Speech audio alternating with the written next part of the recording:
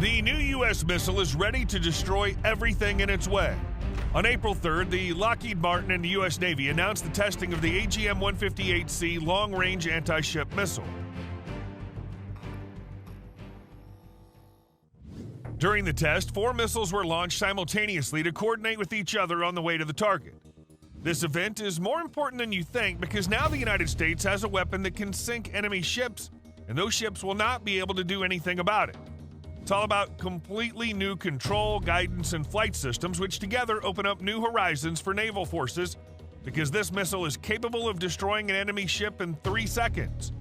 This is humiliating for the enemy because the power of just one AGM-158C is comparable to the power of at least 5 missiles available to the enemy.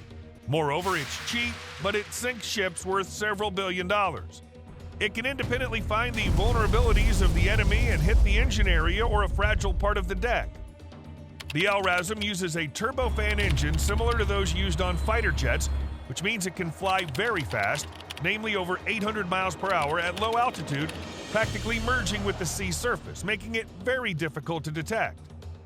Even a C-17 cargo airplane can launch it.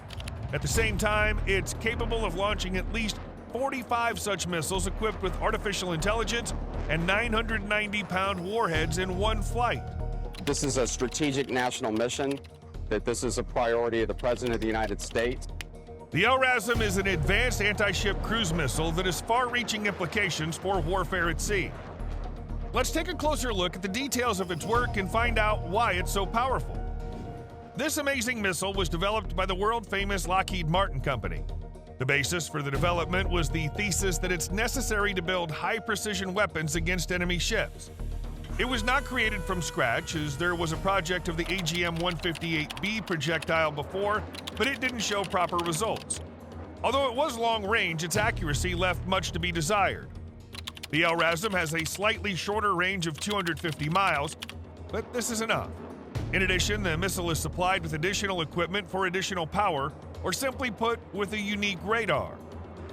The most interesting aspect of LRASM is its ability to autonomously detect enemy ships and coordinate attacks with other missiles. It follows a predefined route using built-in artificial intelligence and target data transmitted over encrypted communication channels. Thanks to this, it can effectively coordinate attacks with other similar missiles. Where else have you seen such a smart missile? Our hand technology has equally kept pace with the proliferation of those threats. In addition to actual accuracy, this approach also affects the economic benefits of the missile, as it avoids the situation when several missiles hit one ship at once. The AGM-158C has highly sensitive sensors capable of pinpointing the exact location of a strike on a specific ship to inflict maximum damage. For example, it can independently find the vulnerabilities of the enemy and hit the engine area or a fragile part of the deck, causing as much damage as possible. The new missile can be launched from any existing fighter or bomber, including the F-35C hypersonic aircraft. But one of the most exciting ways to use these missiles is to launch them quickly using the Rapid Dragon system. These are unique racks for missiles placed on pallets that allow cargo aircraft such as C-130 or C-17 to become combat machines. For example, the C-17 can launch 45 AI-powered cruise missiles. Imagine the reaction of the enemy when they see a rain of missiles flying in from the sky. Its 990-pound warhead is specially designed to penetrate armor. Simply put, even a large aircraft carrier would not be able to survive such a strike. But we're talking about cases when the enemy ignores the threat, and such an outcome is extremely unlikely. In 99% of cases, enemy ships will use defense systems such as Aegis or machine guns, and that's where things get very ambiguous. Systems such as Aegis combine an advanced target detection and acquisition system, as well as SM-2 and SM-6 missile systems, which makes it easy to deal with enemy aircraft at a distance of 220 miles. In other words, the enemy can destroy not the missile itself, but the fighter from which it'll be launched. But here's the thing. The LRASM has a range of 250 miles, which means it can be launched from out of range of air defense systems, and then the missile will descend directly to the water, entering the zone of invisibility. It brings all of the capabilities into one combat suite and enables us to counter, defend, and also offensively attack. Another thing is the use of anti-aircraft defenses. They do not have a minimum range of protection, so with proper skill, they can shoot down the LRASM. But this is an unlikely outcome, as the projectile has a speed of over 800 miles per hour, i.e. supersonic. It seems that the LRASM will be a great addition to the Navy, especially in view of the current military situation. U.S. Navy warships such as the Arleigh-Burke destroyers and the Ticonderoga cruisers have enough long-range munitions to significantly affect the outcome of combat operations. However, maintaining their combat readiness for a long time can be problematic, as these ships must periodically return to ports to reload ammunition. But there's hope for a solution to this problem. There are several programs aimed at solving the issue. The Arleigh-Burke class destroyers are the main type of ships in the U.S. Navy and pose a serious threat to potential adversaries. They are equipped with Harpoon anti-ship missiles capable of hitting targets at a distance of up to 250 miles. The unique characteristic of the Harpoon is its high maneuverability and ability to fly at low altitude, which makes it very similar to the LRASM. But the Harpoon cannot be combined with self-similar missiles, so it's inferior in terms of effectiveness. Also on the folks, we have 1 and 2 vertical launching systems. Each Arleigh-Burke destroyer is also equipped with a 5-inch Mk-45 artillery system, torpedoes, and unmanned aerial vehicles. They are equipped with modern electronics and communication systems that ensure constant communication and information integration with other ships. This allows them to act in groups, exchange data, and coordinate attacks on the enemy from long distances. Thanks to their capabilities, Arleigh-Burke class destroyers can provide protection for their allies. They're able to reconnoiter the territory with the help of unmanned aerial vehicles, exchange information, and attack the enemy from long distances. As for the Ticonderoga, this guided missile cruiser is one of the most powerful in the world and is actively used by the U.S. Navy to demonstrate its power.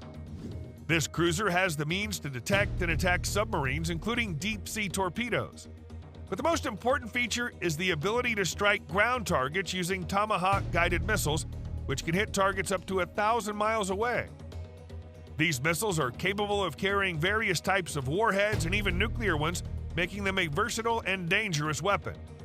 In addition, the Ticonderoga cruiser is equipped with the Aegis system, which we've already described. Unlike in the past, modern U.S. warships rely heavily on long-range missiles that cannot be reloaded directly at sea. Therefore, these ships can attack a wider range of targets from a greater distance, but they have to return to port to reload. This problem's more serious than it seems. A 2019 study found that the U.S. Navy's Pacific Fleet would likely use more than 10,800 missiles per month in the event of a large-scale battle in the Pacific, with each ship having to sit in port for weeks before going back to action. To solve this problem, the LRASM missile was invented because it can be carried by any fighter jet or even a cargo plane. The ships no longer need to return to port so often because fighter jets can do it much faster. We have the ability to tie up alongside of one of our supply ships, what we call oilers, logistics ships, and to be able to take on fuel, take on supplies, fresh fruits and vegetables. The AGM-158C not only perfectly complements the power of the Ticonderoga and Arleigh-Burke, but also makes them safer. The fact is that the most vulnerable point on the cruiser is the ammunition depot. A single hit in this area could trigger a chain reaction in which every shell inside the ship would explode, blowing it to pieces. But when there are not so many missiles on the ship, it becomes a very difficult task to destroy it with one shot. In addition, with the advent of the AGM-158C, the U.S. Navy can pay more attention to the defense characteristics of its ships by installing additional air and torpedo defense systems instead of missile units.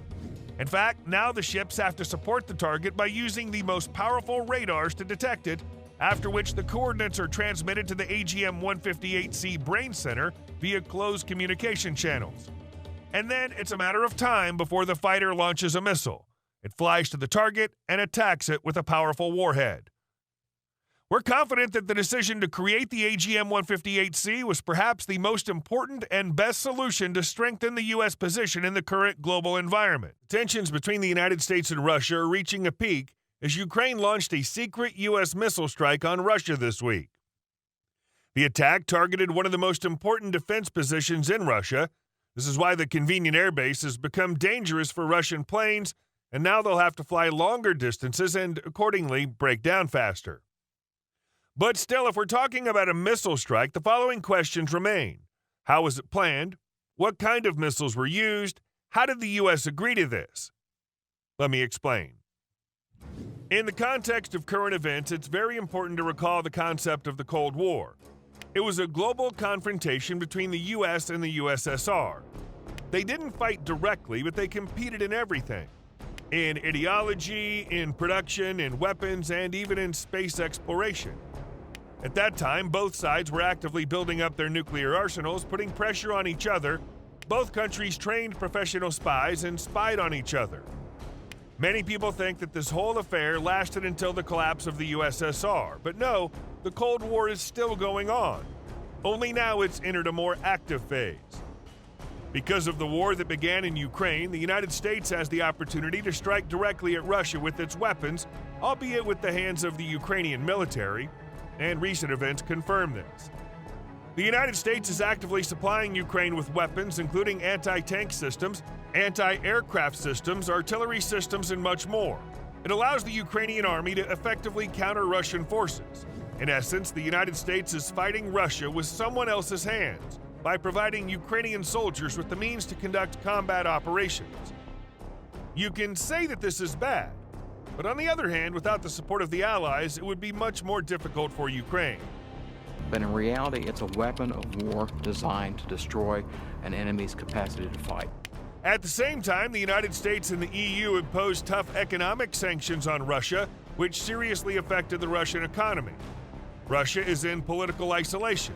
Many countries have reduced diplomatic contacts, which is also a clear consequence of the fact that the Cold War between the United States and Russia has entered its peak phase of almost open confrontation.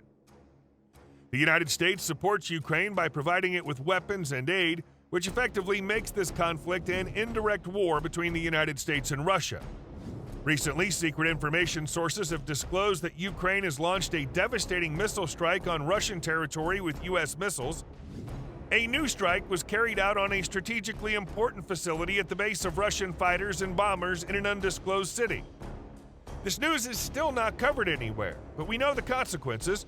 One of the key defense positions of the Russian Federation was destroyed, and all thanks to the accurate work of the HIMARS and its experimental PRSM missile. A similar strike occurred earlier. On the night of July 10, 2024, U.S. HIMARS systems and PRSM missiles were used to strike strategic targets in Russia. These high-precision and long-range missiles were launched from Ukrainian territory and flew 290 miles to the enemy airbase at a speed of over 2,250 miles per hour, striking several critical facilities, including command centers and ammunition depots. This forced the Russian army to redirect significant resources to protect its positions. This was the first major operation using American weapons to attack directly on Russian territory. Once you've taken the decision to launch it, then it might be a significant amount of time before it hits its target. You might want to change your mind, but with most cruise missiles these days, you don't have that option. The use of the HIMARS systems and the PRSM missiles was a real shock to the international community. These systems are known for their high accuracy and range, making them one of the most effective modern weapons. The HIMARS can launch both missiles and guided munitions, while PRSMs are capable of hitting targets up to 310 miles away with extreme accuracy, making them ideal for strategic strikes. These missiles can even carry cluster munitions, the impact of which would easily wipe out not just a Russian base, but an entire city. So we recognize a need to develop a unitary type of warhead instead of the bombless that could minimize the collateral damage on the targets that we were going after. The consequences of this strike could seriously exacerbate the already tense situation between the two countries, and the covert nature of the strike adds to the complexity, raising questions about the U.S. motives. Since both sides have a powerful military force, the risk of retaliation is high. The whole world is waiting with bated breath for Russia's reaction, and it's already known. Last time, after the HIMARS attack, Moscow immediately accused Washington of direct military aggression, which led to an escalation of the diplomatic situation. Russia has severed diplomatic relations with a number of Western countries and announced that it'll step up its retaliatory measures. The UN Security Council convened an emergency session to discuss further steps. The attack on Russian territory using American HIMARS systems and PRSM missiles was an important landmark in the conflict. This event demonstrated the readiness of the United States and its allies to provide more active military support to Ukraine, which in turn led to serious military, diplomatic, and economic consequences. The situation in the region continues to be extremely tense, and further events will depend on the response of Russia and the international community. I think it's clear that relations between the U.S. and Russia have reached a critical point, and the future is becoming increasingly uncertain. The strike also raised questions about the role of other countries in the conflict and whether they'll be drawn into the fray as the situation develops. This incident could lead to a large-scale escalation of the conflict between the United States and Russia. The latter is likely to respond to the attack, which could escalate into a direct military clash between the two nuclear powers, affecting not only Ukraine, but also other countries in the region, drawing them into hostilities. The U.S. and its allies are likely to increase economic sanctions against Russia, further weakening its economy. Russia's economic isolation may push it to develop stronger relations with China and other countries that don't support Western sanctions. The United States is in the process of strengthening its position in Europe, for example, by providing Poland with a $2 billion loan to purchase military equipment such as Abrams tanks and fighter jets. It's difficult to overestimate the impact of this event on world politics and international relations, as it can change the global balance of power. We can only wait and see. What do you think about this shocking scenario? Share your opinion in the comments below, and don't forget to subscribe to the channel to keep up to date with further news updates. I'll try to get videos out as soon as possible with the latest news, even before it hits the news feed. Thank you for watching, and see you soon.